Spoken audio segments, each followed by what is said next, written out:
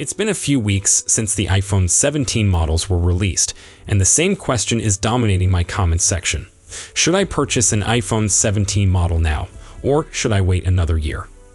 If I choose to wait for an iPhone 18 Pro or an iPhone 18 Pro Max, will I gain many new features? Today, I aim to help clarify this for you.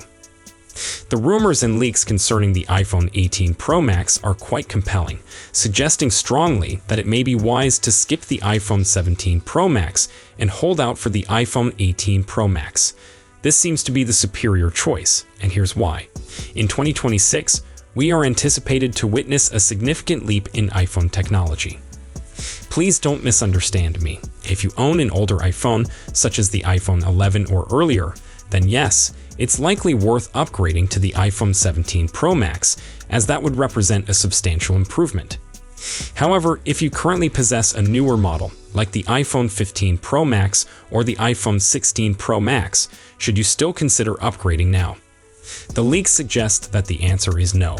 You might prefer to wait for the iPhone 18 Pro Max. Today, I would like to present 8 reasons why waiting could be advantageous. These reasons encompass various aspects, from design and display to performance, including what could be the most significant advancement in iPhone photography we've seen in years. Let's delve into the details.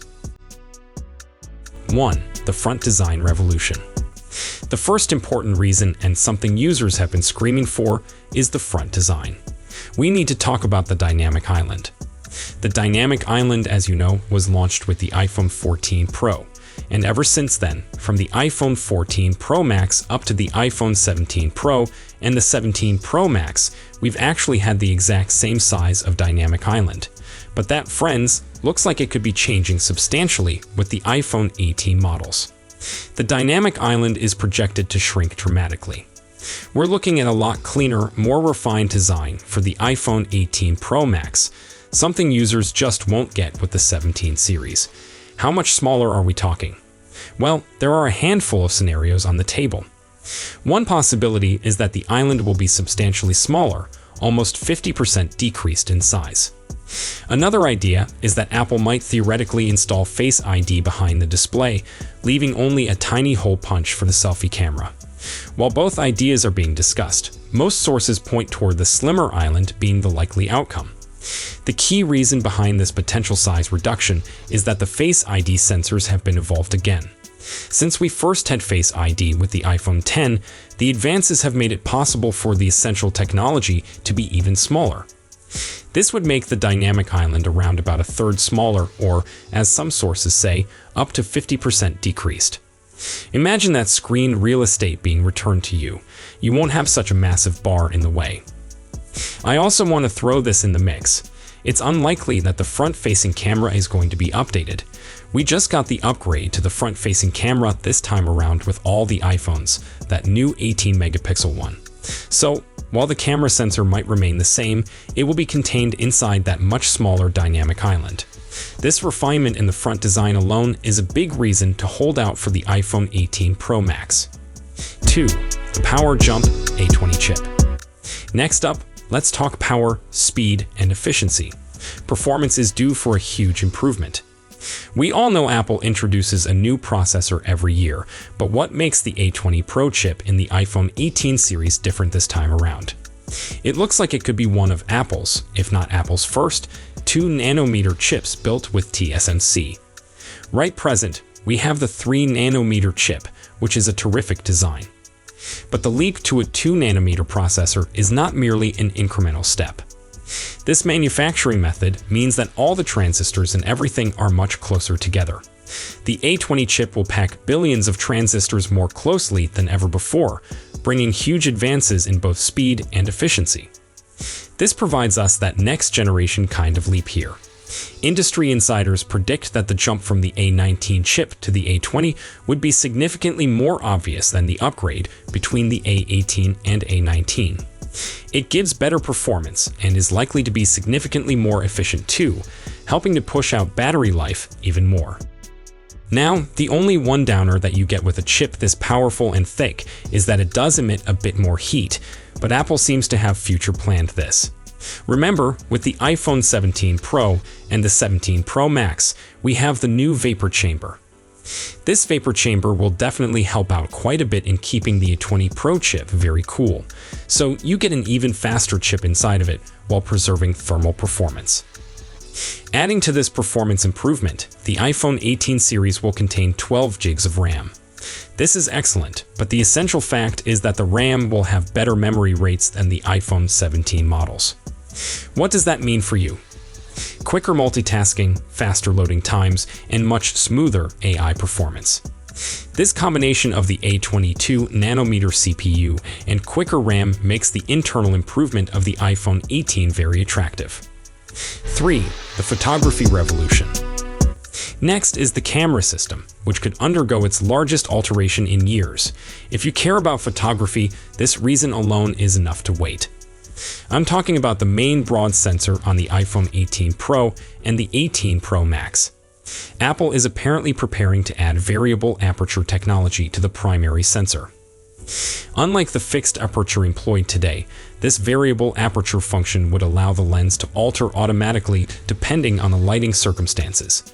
Why is this a game changer? Right now, when you really use your phone, if it's got too much light coming into it, if it's bright, the phone digitally tries to work out how much light should actually be coming in. This also works the opposite way too. If it's too dark, it automatically tries to find out how to bring in more light into the phone. This digital adjustment works to a reasonable degree, but it doesn't beat a natural kind of aperture shutter. Right now, DSLR cameras and some of those mirrorless cameras actually feature this kind of mechanical shutter. This technology appears like it's likely to be added to the iPhone 18 Pro and the iPhone 18 Pro Max. With the mentioned, you'd have a more natural-looking sort of light coming out onto your images. This ensures excellent images in both bright daylight and gloomy conditions. This would really help out a lot, especially because you could probably utilize it in a pro mode. You could really modify this variable aperture yourself, allowing you to obtain those images just the way you want them, very similar to a mirrorless camera or a DSLR camera. This is going to be a significant game changer, I personally think, with the main sensor on the iPhone 18 Pro and the iPhone 18 Pro Max. Pair this technological breakthrough with Apple's choice to switch away from Sony and return to Samsung as its photo sensor provider for the main wide sensor. The iPhone 18 Pro Max might actually take iPhone photography to an entirely new level. Just to comment on the other sensors. At the moment, the ultra-wide and the telephoto lenses don't look like they're going to be changed, but the main wide sensor upgrade is big. 4.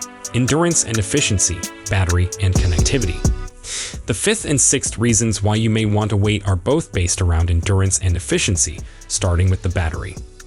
With the iPhone 17 Pro and the iPhone 17 Pro Max, we did see some good improvements with battery life.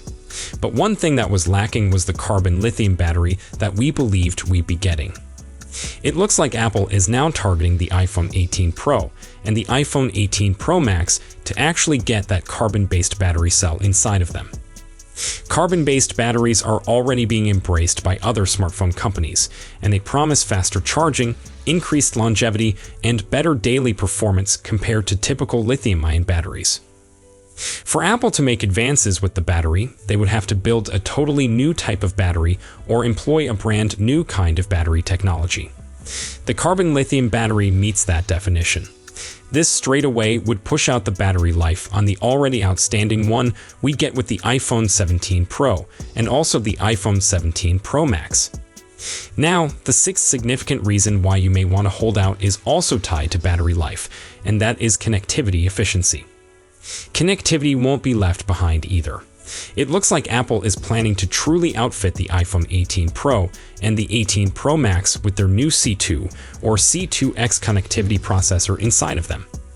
Apple is building this new C2 communication chip, which will handle 5G, Wi-Fi 7, and Bluetooth. Do recall that the likes of the iPhone Air got the C1X chip, and also the likes of the iPhone 16 had the C1 chip.